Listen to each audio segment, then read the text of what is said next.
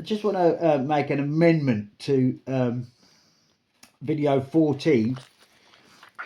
These videos are off the cuff. There's no script here, and I'm rambling. And unfortunately, I made a second mistake. I made a mistake on the submission of the essay with humour, the granite steed of humour, which is not a viable anagram.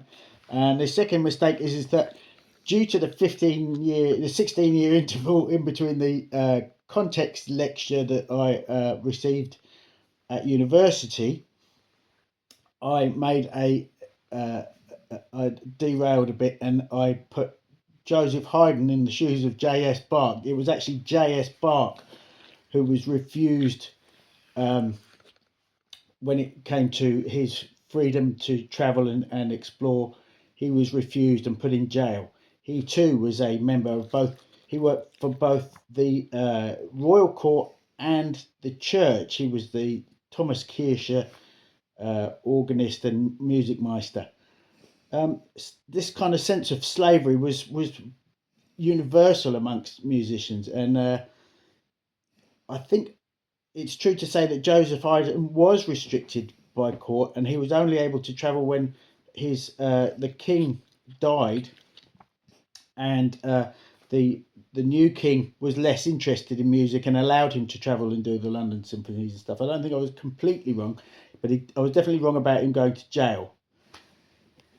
The Jack in the Box effect is what I want to really talk about briefly.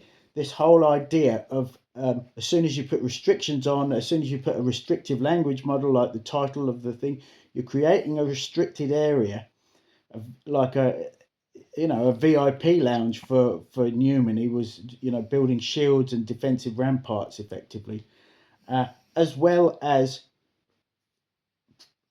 provoking. I mean, he provoked me. He provoked Elgar. I know I feel pretty small in that triangle of genius, and unimportant. I have yet to do the symphony.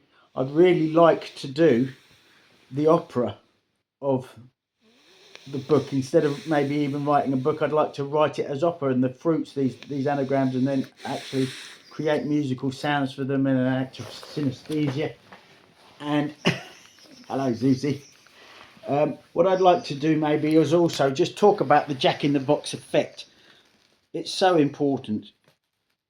And I think the Jack in the Box effect has had a very different slant on what we think of Newman, because we live in an age where Catholic paedophilia lawsuits just have abounded.